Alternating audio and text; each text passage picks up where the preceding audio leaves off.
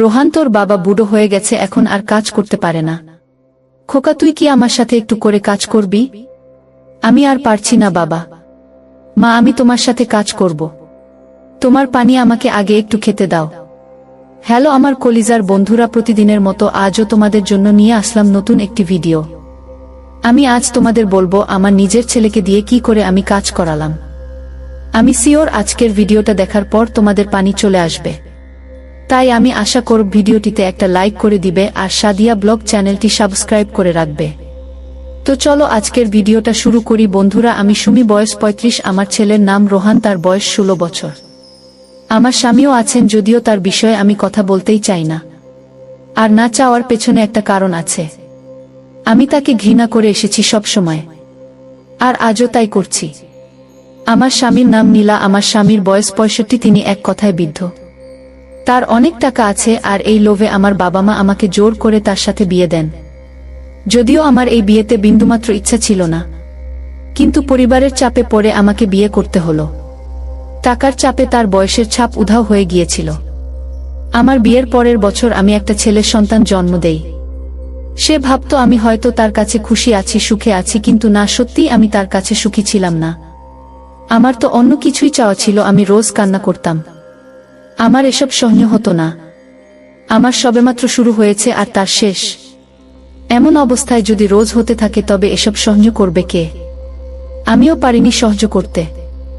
আমি অনেকবার ভেবেছিলাম এই সংসার ত্যাগ করব, কারণ আমি এই সংসারের মোটেও খুশি ছিলাম না। তবে আমার ছেলের মুখের দিকে তাকিয়ে আমি বাধ্য হয়ে থেকে যাই। এই বাড়িতেই আর এই সংসারে আমি সবসময় ভাবতাম আমার ছেলেটাকে মানুষের মতো মানুষ করব। কিন্তু আমার এই ভাবনাটা বেশি দিন স্থায়ী হলো না। একদিন আমার ছেলে স্কুল থেকে বাড়িতে ফিরে এসে আমাকে বলল, মা, আমার না একটা মেয়েকে খুব পছন্দ হয়েছে, আমি তাকে বিয়ে করতে চাই। আমি আমার ছেলের মুখে এমন কথা শোনার পর পুরো অবাক হয়ে গেলাম। আমি অবাক হয়ে গিয়ে নিজের ছেলেকে উদ্দেশ্য করে কৌতূহলী কণ্ঠে বললাম, কি বললে বাবা? আমি তোর কথাটা বুঝতে পারিনি। আমার ছেলে আবারও বলল, মা, আমি একটা মেয়েকে খুব পছন্দ করি। আমার মনে হয় আমি তাকে ভালোবাসি, এখন আমি তাকে বিয়ে করতে চাই। আমি এবারও একটু অবাক হলাম, হঠাৎ করে আমার ছেলে এসব কথা কেন বলছে। আমি আবারও তাকে প্রশ্ন করলাম যে আচ্ছা, সেসব না হয় বুঝলাম, তবে এটা বুঝতে পারলাম না যে তুই বিয়ে করতে চাইছিস কেন? বিয়েতে কি আছে? আমার ছেলে এবার আমার করা প্রশ্নের যে উত্তর দিল, এটা শোনার পর আমার মাথাটা ঘুরে গেল। আমার ছেলে আমার গলা জড়িয়ে ধরে বলল, মা, বিয়ে করলে তো সারা জীবন তার সাথে থাকা যাবে। আমি তোমাকে ভালোবাসি, তাই আমি তোমার সাথে সারাটা জীবন থাকতে চাই। আমি আমার ছেলের এমন কথা শোনার পর খিলখিল করে হেসে ফেললাম। আমার ছেলে রোহান কিন্তু মোটেও ছোট নেই। সে কিন্তু মোটামুটি বড় হয়েছে, তবু সে এখনো কিছুই বুঝে না। আমি খুশিতে গদগদ হয়ে গিয়ে আমার ছেলে রোহানের গালের উপর নিজের হাত রেখে আলতো করে তার গাল টেনে নিলাম আর নিজের বুকের সাথে জড়িয়ে নিলাম। আমার এই ছেলেটার দিকে তাকিয়ে আমি বেঁচে আছি। আমার ছেলে রোহান আমার জীবনের শেষ ভরসা। আমি বেশ কিছু সময় ধরে আমার ছেলেকে নিজের বুকে রাখলাম। তারপর তাকে রেখে আমি চলে গেলাম রান্না করতে। যদিও রান্না করতে যাওয়ার আগে আমার ছেলেকে আমি বলে গেছি স্নান করে নিতে। রান্নাকরা শেষে খাবার খেয়ে নিব। আমি রান্নাঘরে গিয়ে আমার ছেলের জন্য ভাত আর কিছু সবজি নিয়ে খাবার টেবিলের উপর রাখলাম। আমার ছেলে রোহান একটা প্যান্ট পরে স্নান করে খাবার খেতে আসলো। আমি এই প্রথম আমার ছেলের দিকে তাকালাম।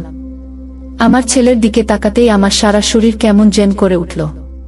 আমি বুঝে উঠতে পারছি না যে আমার হঠাৎ করে এমন কেন লাগছে। আমি অপলক দৃষ্টিতে আমার ছেলের দিকে তাকিয়ে আছি। আমার ছেলে আমার সামনে এসে বসতেই আমাকে বলল, মা, খাবার দাও, খুব ক্ষুধা পেয়েছে। আমার ছেলের কণ্ঠস্বরে আমার কানে আসতেই আমার ঘোর কাটল। আমি আমার ছেলেকে খাবার এনে দিতেই সে আপন মনে খাবার খেতে লাগলো। আমিও নিজের ছেলের উপর ভরসা করতে লাগলাম যে একদিন আমার ছেলে আমার সকল আশা পূরণ করবে। সকালবেলা প্রতিদিনের আমার চোখের পাতা ভিজেই থাকত। আমি এমন কোনো সকাল দেখিনি যে সেই সকালে আমার চোখের পাতা শুকনো ছিল। আমার চোখের পাতা ভিজে দেখে আমার ছেলে আমাকে প্রশ্নসূচক কণ্ঠে বলল, মা, তোমার চোখে পানি কেন? কি হয়েছে? বাবা কি তোমায় কিছু বলেছে? আমার ছোট্ট ছেলে এত কিছু বোঝার বয়স তার হয়নি, তাই আমি তাকে বেশি কিছু বললেই সে আমার কিছু বুঝতে পারবে না। তাছাড়া আমার স্বামীর আর আমার মাঝে থাকা সমস্যা আমি আমার ছেলেকেও বলতে চাইছি না। আমি নীরব হয়ে থাকলাম। আমার ছেলে আমাকে নিশ্চুপ দেখে আবারও প্রশ্ন করল, কি হয়েছে মা? তোমার আমি রোজ দেখি সকালবেলা তুমি কান্না করতে থাকো, আর রাতের বেলা বাবা তোমাকে বকতে থাকে। কি হয়েছে মা, আমাকেও বলবে না তুমি? আমি এবার আর নিশ্চুপ হয়ে থাকতে পারলাম না। আমার মনে হচ্ছে এখন যদি আমি নিশ্চুপ হয়ে থাকি তবে সেটা আমার ছেলের জন্য খারাপ হবে। সে যখন আমার কাছে প্রশ্ন করেছে কিছু জানার জন্য, তখন আমার উচিত তাকে সব বলা। তাছাড়া আমার মনের ভিতরে যে কষ্টটা আছে সেটা যদি আমি তাকে খুলে না বলতে পারি, তবে আমি নিজেও শান্তি পাব না। আমি আমার ছেলেকে সবকিছু খুলে বলতে লাগলাম। আমার বলা প্রতিটা কথা আমার ছেলে খুব মন দিয়ে শুনতে লাগলো। আমার প্রতিটা কথা শোনার পর আমার চোখের কোণে আবারও নোনা জল চলে আসলো। আমার ছেলে আমার চোখের জল মুছে দিয়ে আমাকে উদ্দেশ্য করে বলল, মা তুমি কান্না করো না। আমি জানি তোমার এখন অনেক কষ্ট হচ্ছে। আমি আর সেই ছোট্ট খোকা নেই। আমি এখন সব বুঝতে শিখেছি।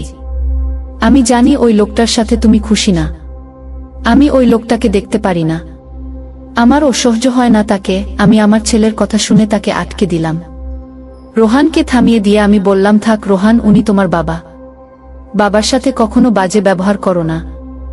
আমার কথাটা শেষ হতেই আমার ছেলে রোহান হকচকিয়ে আমার পাশ থেকে উঠে দাঁড়ালো।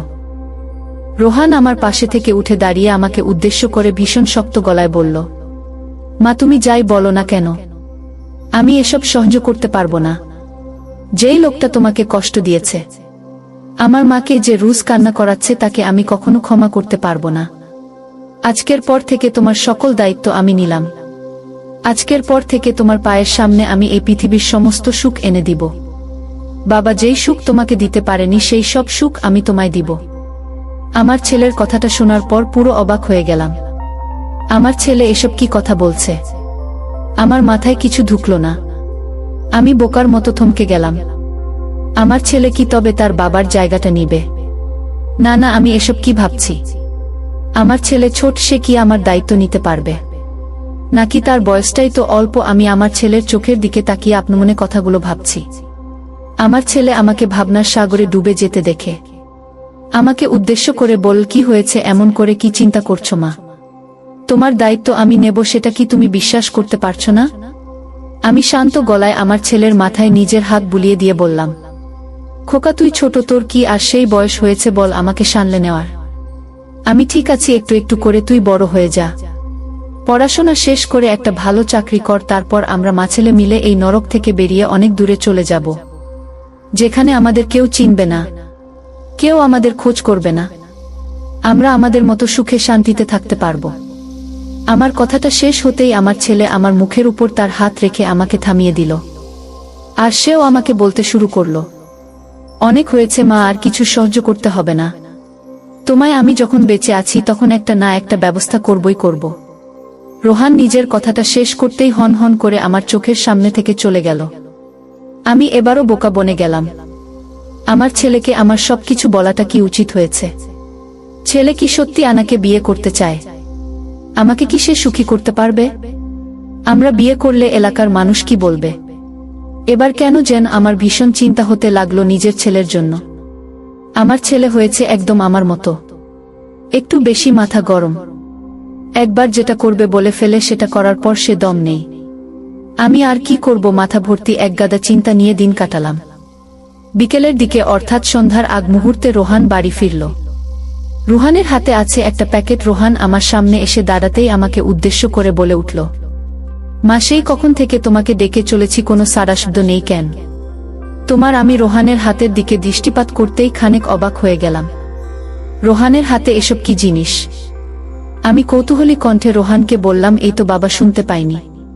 কি হয়েছে, কেন দেখেছিস বাবা, কি হয়েছে? আর তোর হাতে এইসব কি জিনিস? আমার ছেলে আমার প্রশ্নের বিপরীতে খুশিতে গদগদ হয়ে গিয়ে আমাকে বলল, এই দেখো তোমার জন্য এটা নিয়ে এসেছি, তোমার খুব পছন্দ হবে, একবার পরে নাও। আমি আমার ছেলের মুখ থেকে এমন কথা শোনার জন্য মোটেও প্রস্তুত ছিলাম না। আমি অবাক হয়ে গেলাম ভীষণ। আমার ছেলে কোথায় স্কুলে না গিয়ে কিনা আমার জন্য এসব নিয়ে এসেছে। আমি খানিক অভিমানী কণ্ঠে রোহানকে উদ্দেশ্য করে বললাম, তুই স্কুলে না গিয়ে কোথায় ছিলি আজ সারাদিন? আমার ছেলে আমার প্রশ্নের জবাবে বলল, মা আমি একটা চাকরি নিয়েছি, আজ থেকে আমি আর পড়াশোনা করব না। চাকরি করব। আমি এবার একটু অবাক হয়ে গিয়ে আমার ছেলেকে উদ্দেশ্য করে ভীষণ শক্ত গলায় বললাম, কি সব বলছিস? পাগল হয়ে গেছিস নাকি? তুই পড়াশোনা করবেই, আমি আর কোনো কথা শুনতে চাই না। রোহান এবার আমার উপর অভিমান করে বলল, মা আমি পড়াশোনা করে কি করব? আমি চাই সুখে থাকতে, আর সুখে থাকার জন্য পড়াশোনা করতে হয় না।